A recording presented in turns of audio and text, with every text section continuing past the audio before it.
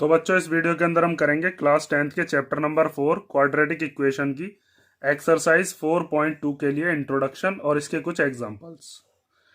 तो सबसे पहले हम देखते हैं कि कोई भी क्वाड्रेटिक इक्वेशन को सॉल्व करने के लिए फैक्टराइजेशन मेथड से क्या तरीका हम लगाते हैं।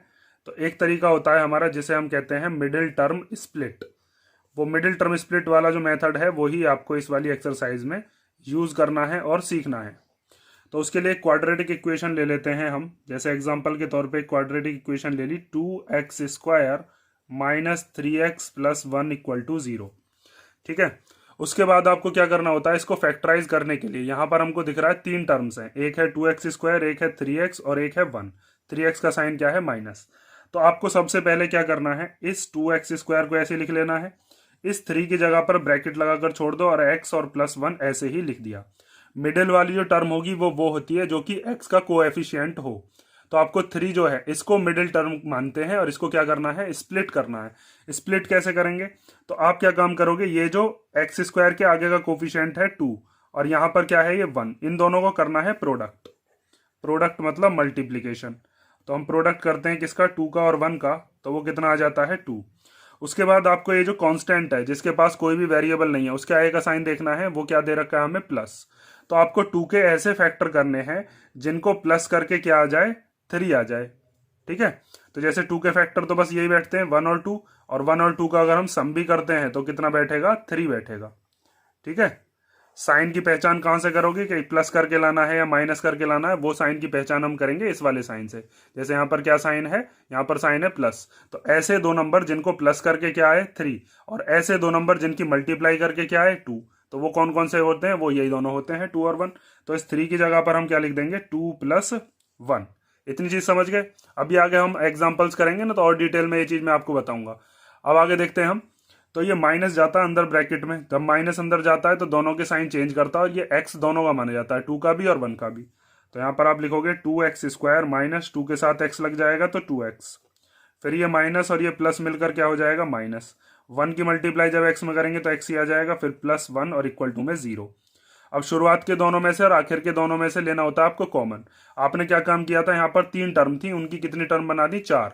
अब जब -2x और -x करोगे तो कितना आएगा, माइनस का 3x ही तो आएगा, माइनस माइनस प्लस होते हैं, ये 1 है और ये 2 है, तो 2 और 1 कितना हो जाएगा, दोबारा से यही चीज बन सकती है, बस इसको मिडिल वाली टर्म को स्प्लिट करके लिख लिया है। तो अब देखो शुरुआत के दोनों में से कॉमन आ रहा है 2 और x, तो इसमें से 2 बाहर आ गया, x बाहर आ गया, इसके पास 2x थे, एक x बचा होगा। उसके बाद 2 के टेबल में 2 कितनी बार आता है, 1 बार, और ये x बाहर आ ही चुका है। या फिर आप ऐसे कह सकते हो कि 2x पूरा बाहर आ गया, तो जहां पर पूरी चीज कॉमन आ जाती है वहां पर क्या बचता है, 1। अब x में से और 1 में से दोनों में से कुछ कॉमन नहीं है, जहां पर कुछ भी कॉमन नहीं होगा वहां से आप क्या कॉमन ले लोगे, 1 कॉमन ले लोगे, क्योंकि 1 हर किसी के मल्टीप्लीकेशन में होता ही है, हर किसी का मल्टीपल होता है। अब यहाँ पर है x-1 और जिसमें से हम कॉमन ले रहे हैं उसमें x माइनस का है और 1 प्लस का है। तो हम क्या काम कर रहे हैं, यहाँ पर माइनस भी कॉमन ले रहे हैं। माइनस कॉमन लेने से क्या हो जाएगा, ये जो x है ये तो हो जाएगा प्लस का, और ये जो 1 है ये कैसा हो जाएगा, ये हो जाएगा माइनस का। अब देखो जब -1 के अंदर x में मल्टीप्लाई करेंगे दोबारा से ये बन जाएगा ना, -1 के x में करके -1, सॉरी -x, और माइनस माइनस क्या हो जाएंगे, प्लस, और 1 बन जा 1, तो दोबारा से ये चीज बन जाएगी। तो हमें ये माइनस कॉमन क्यों लिया, ताकि ये दोनों ब्रैकेट्स सेम आ जाएं।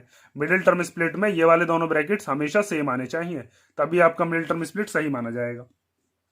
अब x-1 को क्या ले लेते हैं, कॉमन। ये कॉमन ले लिया हमने। जब यहां से कॉमन आ जाएगा तो क्या बचेगा, बस 2x, और ये वाला भी कॉमन आ गया तो क्या बचा, बस -1 और इक्वल टू 0। या फिर आप ये कह सकते हो जो चीज कॉमन आ जाती है उसे बस एक बार लिखते हैं, और जो चीज बची 2x और -1 उसको दूसरे ब्रैकेट में लिख दिया। अब इन दोनों का प्रोडक्ट इक्वल टू में क्या है, 0, मीन्स या तो ये 0 होगा या फिर 2x -1 0 होगा, तो दोनों को आप 0 के इक्वल रखोगे। तो पहले हम रख लेते हैं वैन x-1 इक्वल टू 0, तो x की वैल्यू क्या हो जाएगी, प्लस का 1। और जब हम 2x -1 इक्वल टू 0 रखेंगे तो 2x इक्वल टू क्या हो जाएगा, माइनस का 1 इधर आकर प्लस का, और x की वैल्यू आ जाएगी 1/2। तो x की हमारे पास दो वैल्यू आई, क्योंकि हम क्या सॉल्व कर रहे थे, क्वाड्रेटिक इक्वेशन। और क्वाड्रेटिक इक्वेशन के ये दोनों क्या कहलाते हैं, इन दोनों को हम कह सकते हैं क्वाड्रेटिक इक्वेशन के हैं रूट्स। तो आप इसको, इस बात को ऐसे भी लिख सकते हो, so the roots of the quadratic equation, ये हमने सेकंड चैप्टर में भी देखा था। क्वाड्रेटिक इक्वेशन आर कौन कौन से रूट हैं, 1 और 1/2 मीन्स 1 और 1/2 एक्स की ऐसी दो वैल्यूज हैं जिनको अगर इधर की तरफ हम एक्स की जगह पर पुट कर दें तो ये पूरी की पूरी इक्वेशन RHS के इक्वल हो जाएगी, मीन्स पूरी इक्वेशन जीरो हो जाएगी। पहले अगर हम एक्स की जगह पर क्या रख देते हैं 1, तो ये पूरा का पूरा जीरो हो जाएगा। अगर एक्स की जगह पर 1/2 रख देते हैं तब भी ये जीरो हो जाएगा। और क्वाड्रेटिक इक्वेशन की डिग्री 2 होती है, मतलब मैक्सिमम नंबर ऑफ जीरोज या मैक्सिमम नंबर ऑफ रूट्स कितने हो सकते हैं, 2। तो वो दो रूट कौन कौन से हैं, 1 और 1/2। जीरोज कहे या रूट्स कहे, बात एक ही है। ठीक है, इसी चीज के ऊपर मिडिल टर्म स्प्लिट के ऊपर ही आपके एग्जांपल्स हैं और एक्सरसाइज है। इस चीज को हम और डिटेल में अब एग्जांपल्स में समझते हैं। ठीक है, इंट्रोडक्शन में आप समझ गए होंगे हमें करना क्या। मिडिल टर्म स्प्लिट आपने थोड़ी बहुत 9th क्लास में भी करी है और 2nd चैप्टर में भी। एग्जांपल्स देखते हैं। तो पहला एग्जांपल है इसके अंदर, एग्जांपल नंबर 3। एग्जांपल 3 दिया है, find the roots of the equation 2x² - 5x + 3 = 0 by factorisation. तो सबसे पहले आपको क्या करना है, इस क्वाड्रेटिक इक्वेशन को हम लिख लेते हैं। वो है हमारे पास 2x² - 5x + 3 = 0। उसके बाद मैंने आपको बताया कि ये जो मिडिल वाली टर्म है वो होगी जो कि x के आगे वाली टर्म होगी, क्योंकि कई बार इनको आगे पीछे करके दे देगा। तो आपको इसको स्टैंडर्ड फॉर्म में लिखा आना चाहिए।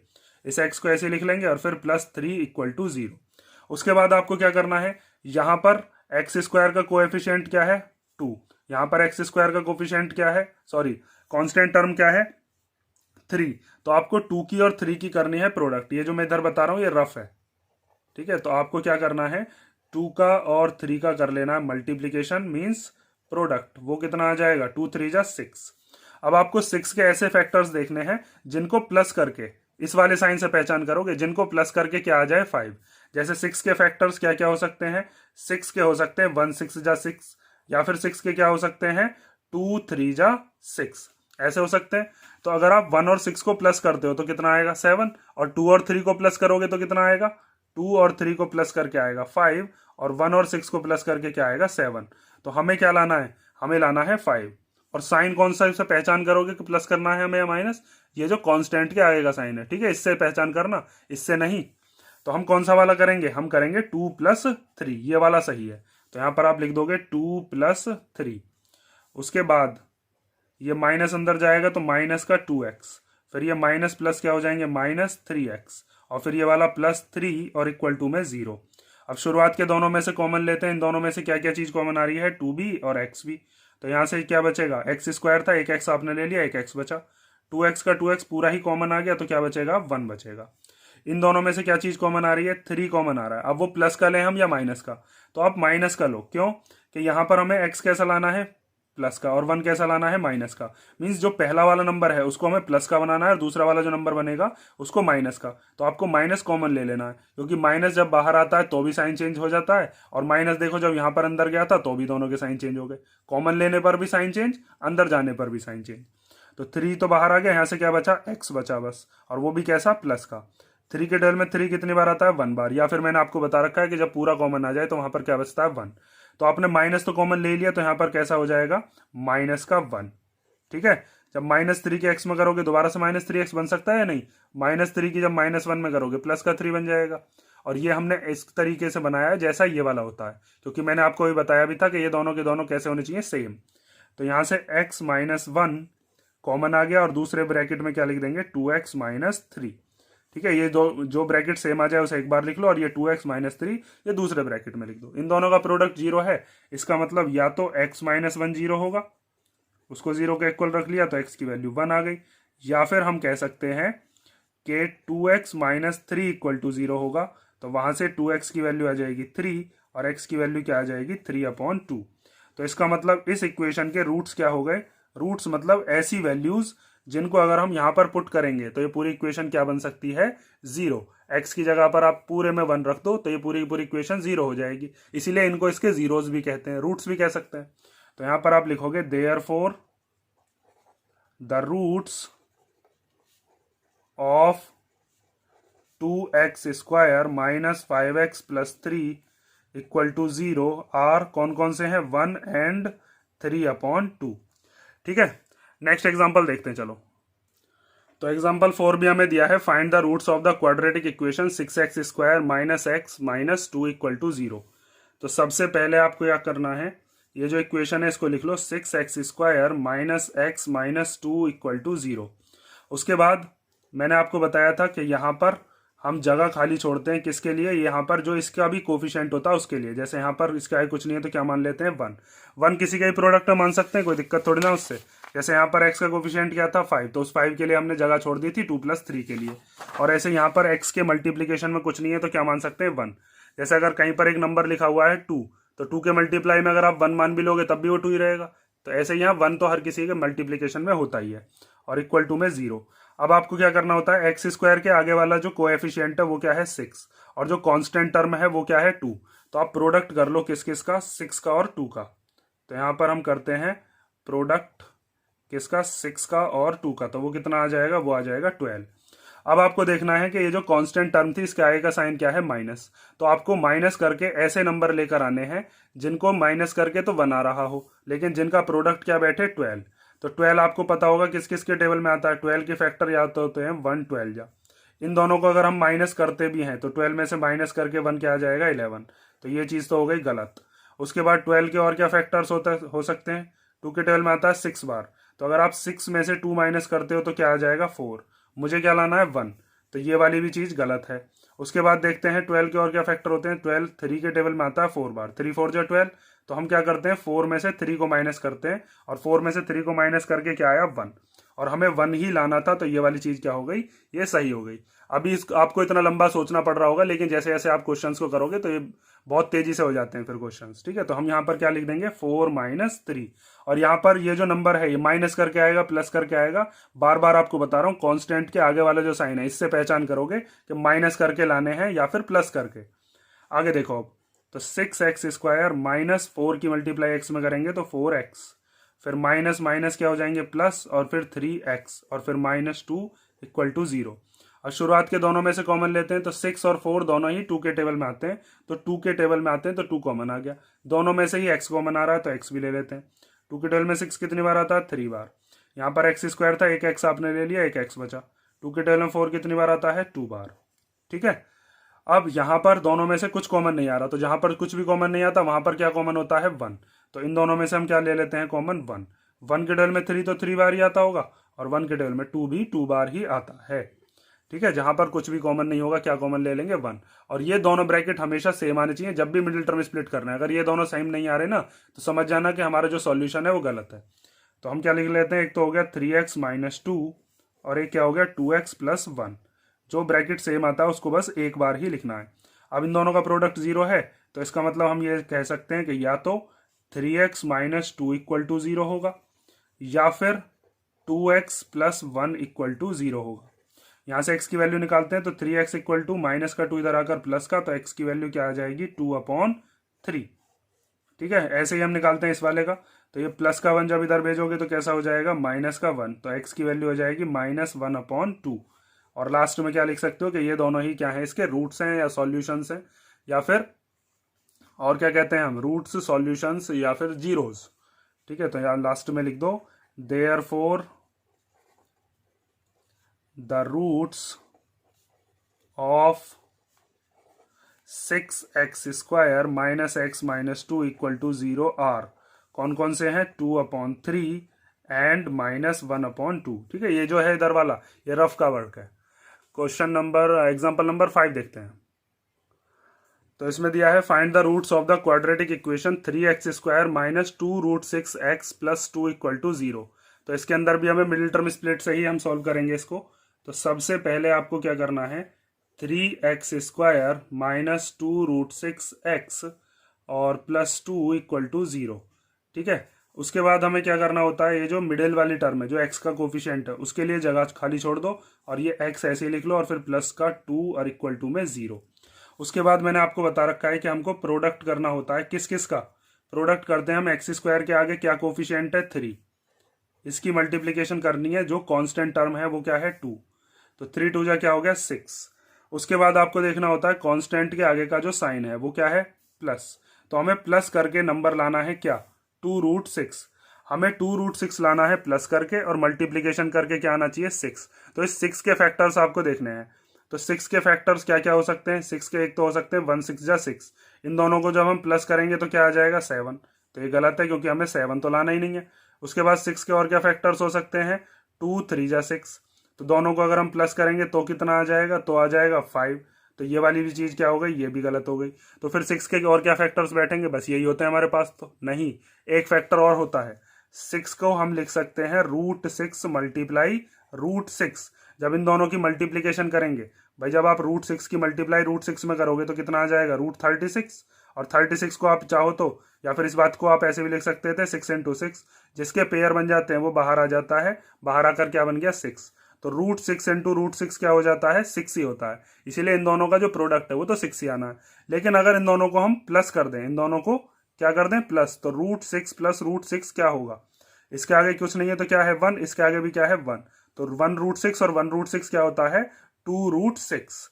ठीक है, जैसे अगर आपसे ये कहा गया कि x और x को जोड़कर क्या आता है, 2x, तो ऐसे ही √6 और √6 को जोड़कर क्या आता है, 2√6। तो हमारे पास कौन कौन से फैक्टर्स होंगे, वो हमारे पास वो फैक्टर हो जाएंगे √6 + √6। तो यहाँ पर आप लिख दो √6 + √6, दोनों को प्लस करेंगे तो क्या आएगा, अभी बताया मैंने आपको 2√6। और अभी दोनों की अगर हम मल्टीप्लाई कर दें तो दोनों की मल्टीप्लाई करके क्या आ जाएगा, 6 आ जाएगा। और हमें प्रोडक्ट करके लाना भी क्या था, 6 ही लाना था। ठीक है, आई होप के ये चीज आप समझ गए होंगे। आगे देखो, अब 3x² माइनस इस √6 की x में मल्टीप्लाई करेंगे तो ये हो जाएगा √6x। फिर इस √6 की मल्टीप्लाई करेंगे, ये माइनस अंदर जाएगा, तो पहले तो यहाँ माइनस प्लस क्या होंगे, माइनस √6x और +2 = 0। अब इन दोनों में से क्या कॉमन ले, इस चीज को ध्यान से समझ लेना, क्योंकि दोनों में से x तो कॉमन आता हुआ दिख ही रहा है। अब इस 3 को क्या लिखें और इस √6 को क्या लिखें, तो ध्यान से समझो इस चीज को कि अगर मैं यहाँ पर लिखूं ये जो 3 है, इस 3 के पास क्या होंगे, 2 √3 होंगे।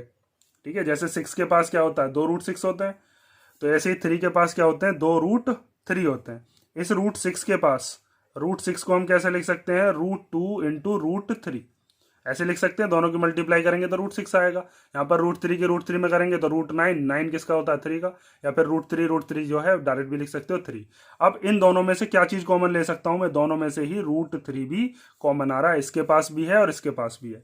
तो यहाँ पर 3 और √6 दोनों के पास √3 होता है, तो हमने √3 भी क्या ले लिया, कॉमन।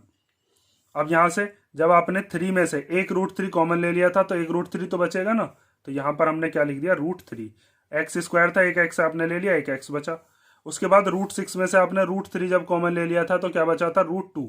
तो यहाँ पर आप क्या लिख दोगे, √2। उसके बाद आती है इन दोनों की बात, यहाँ पर √6 और 2 के पास में से हम क्या क्या चीज कॉमन ले सकते हैं।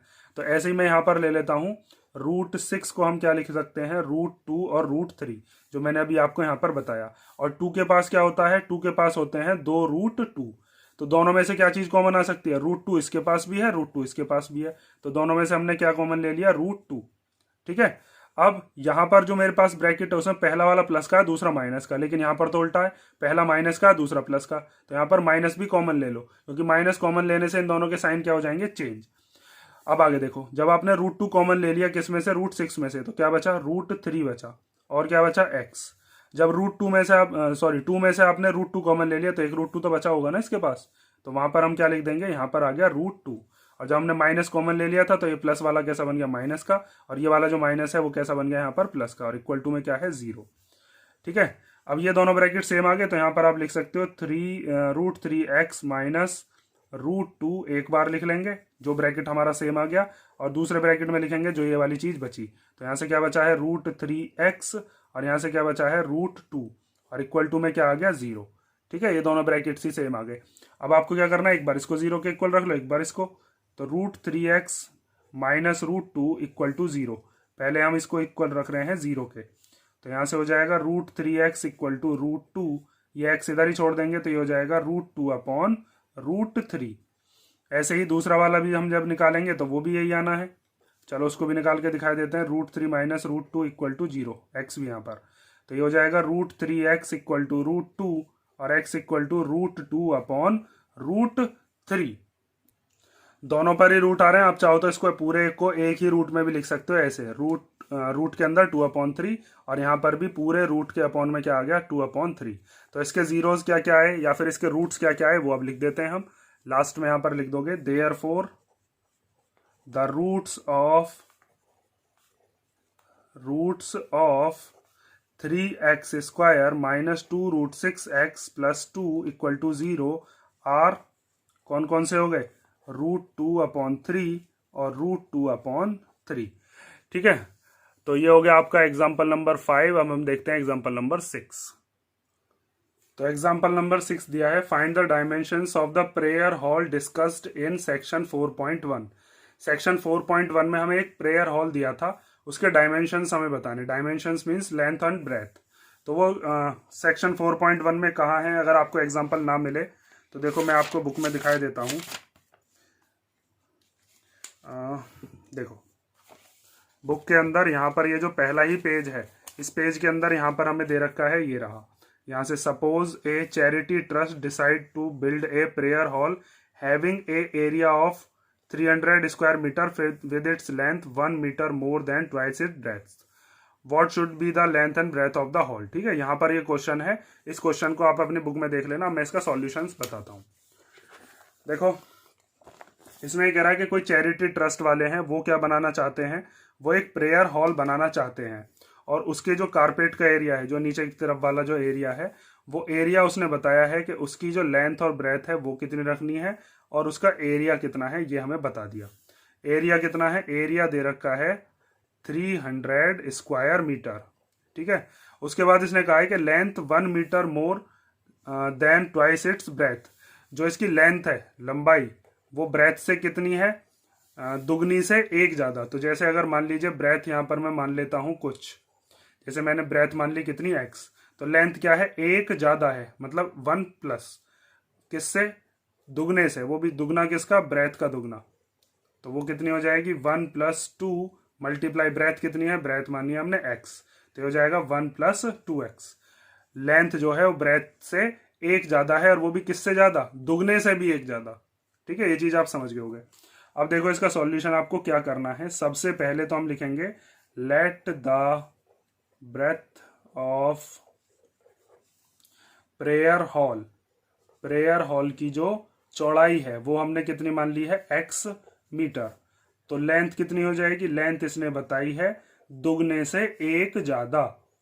तो दुगना कितना होता है, x का दुगना कर लो, x का दुगना कितना हो जाएगा 2x, और फिर उसमें +1, तो 2x + 1, वही चीज यहाँ लिख रही है, 2x + 1 लिखें या 1 + 2x, बात तो एक ही है। अब हमें पता है कि एरिया का फॉर्मूला क्या होता है, अगर मैं लेंथ मल्टीप्लाई ब्रेथ कर देता हूं तो वो किसके इक्वल होगा, वो होता है एरिया ऑफ रेक्टेंगुलर हॉल, और जो कि किस क्या है, प्रेयर हॉल। ठीक है, रेक्टेंगुलर शेप का है वो। लेंथ कितनी है, लेंथ है 2x + 1, और ब्रेथ कितनी है, ब्रेथ दे रखी है हमें x, और एरिया कितना है, ये रहा 300। अब आपको क्या करना है, इस x की मल्टीप्लाई 1 में भी करनी है, 2x में भी। तो जब x की 2x में करेंगे तो हो जाएगा 2x², जब x की 1 में करेंगे तो कितना हो जाएगा x, और इक्वल टू में 300।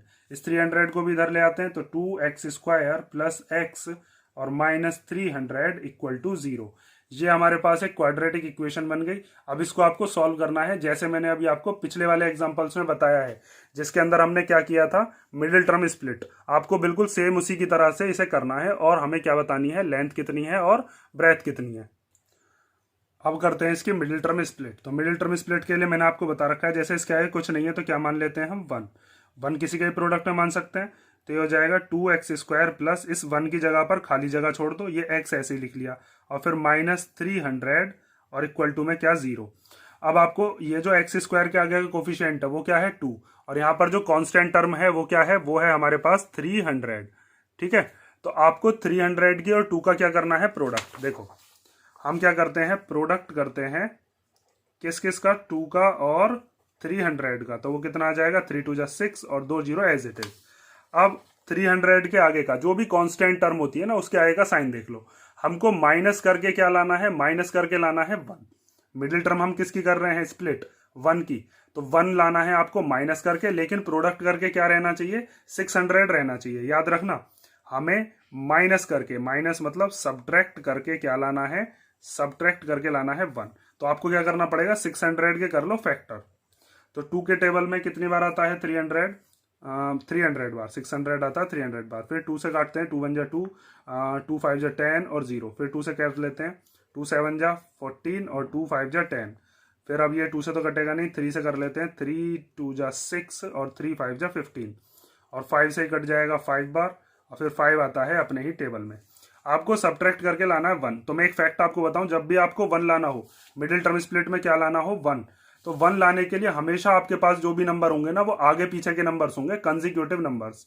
तो यहां से आपको कंजिक्यूटिव नंबर्स बनाने, तो वो हम कैसे बना सकते हैं, देखो 2 2 जा 4, 4 2 जा 8 और 8 3 जा क्या हो जाएगा 24 और यहाँ पर 5 5 जा क्या हो गया 25।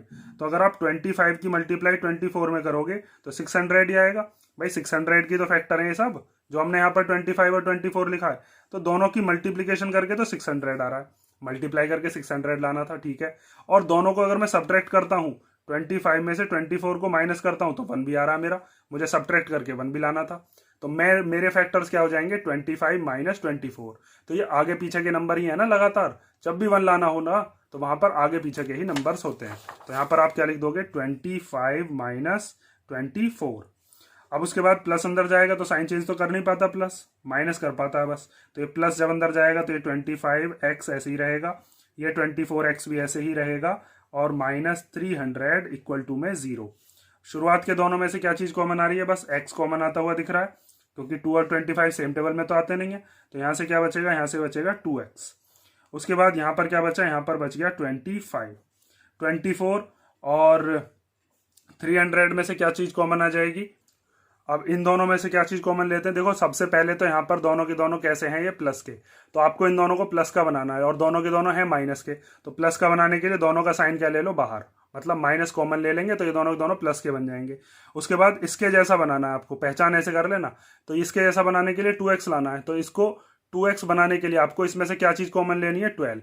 इसमें से भी 12 कॉमन आ जाएगा, इसमें से भी, दोनों में से 12 कॉमन आ जाएगा। तो 12 के टेबल में 24 कितनी बार आता है 2 बार, 12 के टेबल में 300 कितनी बार आता है 25 बार ही आता है, इक्वल टू में 0। और ये दोनों के दोनों कैसे बन गए, कॉमन लेने के बाद प्लस के, इसका साइन भी प्लस हो गया, यहाँ भी साइन प्लस, क्योंकि दोनों का माइनस बाहर आ चुका है। तो अब आप क्या करोगे, ये वाला ब्रैकेट तो सेम आ गया तो इसको बस एक बार लिख लो 2x प्लस 25 और दूसरा ब्रैकेट क्या है, दूसरा है x माइनस 12 और इक्वल टू में 0। अब आपको क्या करना है, एक बार इसको 0 के इक्वल रखना है 2x प्लस 25 को, एक बार x माइनस 12 को। तो आगे देखो, अब यहां पर कर देता हूं मैं इधर।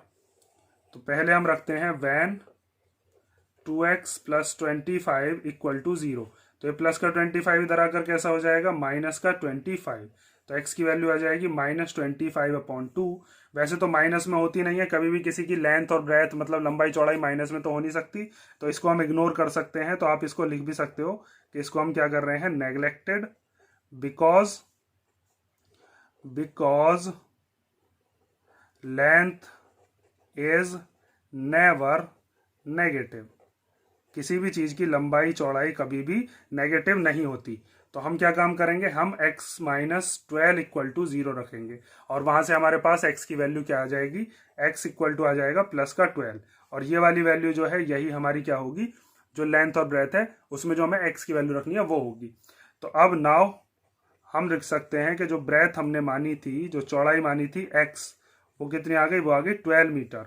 और जो हमने लेंथ मानी थी, लेंथ कितनी मानी थी, 1 प्लस 2x का हो या 2x प्लस 1, 2x प्लस 1। तो 2x की जगह पर क्या रख देंगे 12 और फिर प्लस 1, 12 2 जा कितना हो जाएगा 24 और 1 कितना हो गया 25 मीटर। लंबाई कितनी है उसकी, लंबाई है 25 मीटर प्रेयर हॉल की और चौड़ाई कितनी है 12 मीटर। ये क्या है, ये है प्रेयर हॉल। और देखो एरिया आपको पता भी है, एरिया क्या होता है L इंटू बी। तो अगर आप 25 की मल्टीप्लाई 12 में करोगे तो 300 ही बैठेगा। ठीक है, ये हो गया आपका एग्जांपल नंबर 6 और नेक्स्ट वीडियो से हम करेंगे एक्सरसाइज 4.2 का क्वेश्चन नंबर 1 2 जो भी हमारे पास क्वेश्चन हैं उनको करेंगे। ठीक है, इसको आप कर लो, अगर इसमें कोई डाउट हो तो कमेंट करके पूछ लेना।